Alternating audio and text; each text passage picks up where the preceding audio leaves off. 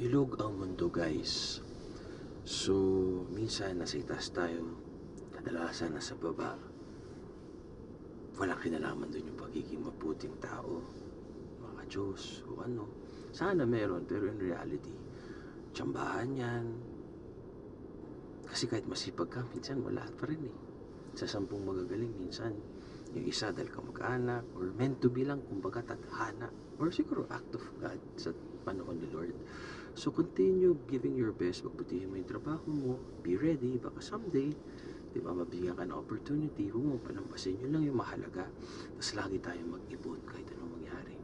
Kasi at the end of the day, kahit gaano tayo karaming mga nagmamahal sa atin, iba rin talaga yung may pera ka.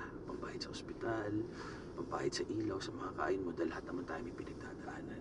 So yun lang yung best advice ang bigay ko sa'yo. Mag-ipon ka, kahit pa paano prioritize mo yung future mo. Tama kayo, mali ako na Dr.